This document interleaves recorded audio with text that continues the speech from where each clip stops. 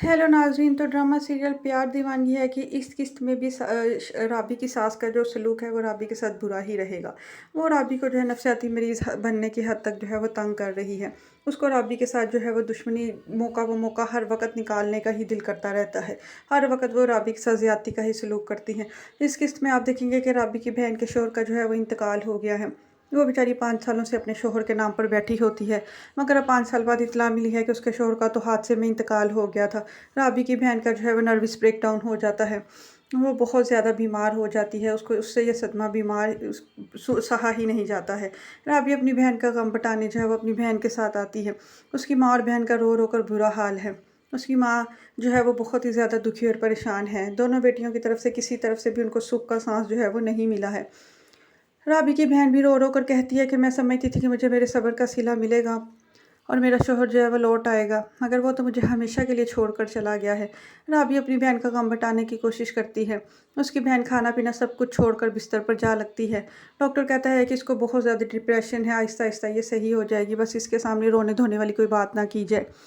दूसरी तरफ राबी की खाला भी जो है वो ताज़ियत के लिए आती हैं और अपनी बहन और भांजी को जो है वो बहुत ज़्यादा सहारा बनती हैं और उनको बहुत ज़्यादा तसल्ली देने की कोशिश करती हैं। मगर राबी की बहन को किसी तौर सब्र सुकून नहीं आ रहा होता।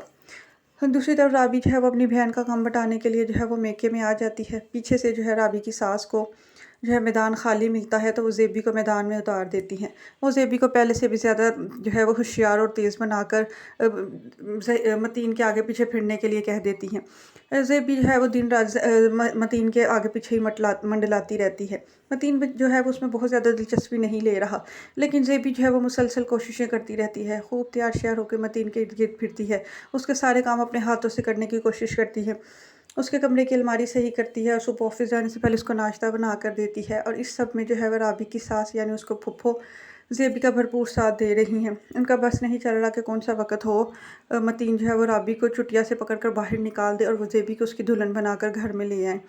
राबी बेचारी 2-4 दिन अपने मेके में रह रही होती है। पीछे से मतीन उसको रात के वक्त बहुत याद करता है, मगर उस वक्त भी ज़ेबी जो है वो मतीन के सर पर चढ़कर बैठना शुरू कर देती है।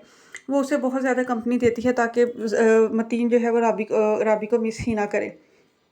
दूसरी तरफ मगर मतीन जो है वो दिल से राबी को बहुत ज़्यादा चाहता है, मगर वो अपनी माँ की चाल और साजिशों में भी आ जाता है। वो कानों का कच्चा इंसान जो है वो अपनी माँ की बातों में आकर जो है वो राबी से उलझना शुरू कर देता है, राबी से लड़ता झगड़ता रहता है। दूसरी तरफ राबी बेचारी को जो है उसकी सास ने जो है बिस्तर से ही लगा दिया है बीमार करके। हर वक्त मतीन के कानों में यही बात डालती रहती है कि तुम्हारी बीवी बीमार है, इसकी हालत देखो कैसी हुई हुई है और ये बाँझ है, ये बच्चा पैदा करने के काबिल नहीं है और हमें अपनी नस्ल बढ़ानी है। वो बस इसी तरह की बातें कर के मतीन का दिमाग जो है वो ख़राब करने की कोशिश करती रहती हैं। मतीन जो है वो बज़ाते ख़ुद ज़ेबी में ज़रा दिलचस्पी नहीं लेता और उसे मुँह तक नहीं लगाता, मगर ज़ेबी और मतीन की माँ मुसलसल कोशिशों से जो है उसके दिल को नरम करने की उसमें लगी हुई हैं।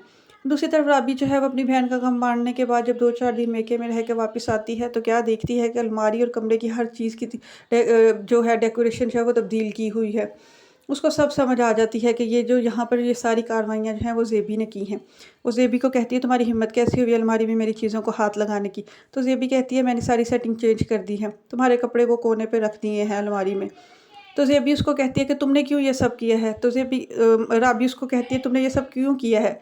तो ज़ेबी उसको कहती है कि ये कल भी मेरा कमरा ही होना है और आज भी मेरा ही है, इसलिए मैं यहाँ पर जो है वो सारी चीज़ें सँभालनी शुरू कर दी हैं। वो ज़ेबी को बहुत चिढ़ाने की कोशिश करती है। ज़ेबी उसको कहती है अपना मुँह बंद रखो, ये कभी नहीं हो सकता, तुम इस कमरे में कभी नहीं आ सकती, ये मेरा कमरा है और तुम जो मतीन को पाने के ख्वाब देख रही हो ना, ये कभी नहीं हो सकते।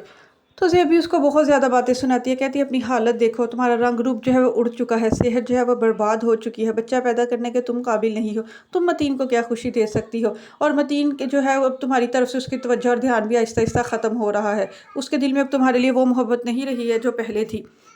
राबी उसको कहती है कि अपनी बकवास बंद करो, निकलो मेरे कमरे से। राबी बेचारी को जो है वो समझ ही नहीं आती है कि इन 2 औरतों की चालों और साजिशों का कैसे मुकाबला करना है। वो जुनूनी और पागलों की तरह उसको कमरे से निकाल रही होती है कि ऊपर से मतीन आ जाता है। वो राबी को कहता है तुम्हें शर्म आनी चाहिए, तुम इस औरत का एहसान मानो कि तुम्हारे पीछे से इसने घर का पूरा ख्याल रखा है, तुम्हारी बीमारी की हालत में भी तुम्हारी इतनी लुक आफ्टर की है और तुम इसे घर से धक्के देकर निकाल रही हो। अभी बेचारी इसको समझा ही नहीं पाती है कि ये मेरे साथ क्या बकवास करती जा रही थी और उस वजह से मेरा रिएक्शन ऐसा आया है, मगर उसको बोलना ही नहीं आता ठीक तरह से, ना ही वो अपना मैसेज जो है वो मतीन तक ठीक तरह से पहुंचा पाती है। राबी किसी बेवकूफ़ी और सादगी का जो है उसकी फूफा और ज़ेबी फ़ायदा उठाती हैं।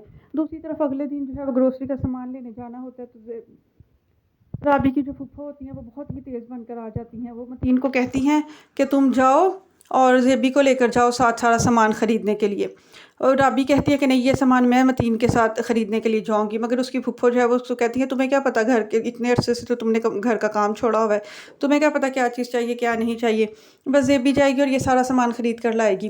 वो राबी को जो है वो ज़बरदस्ती जाने से रोक देती हैं और ज़ेबी को भेज देती हैं। मतीन जो है अपनी माँ की इन चालों और साजिशों को समझ ही नहीं पा रहा।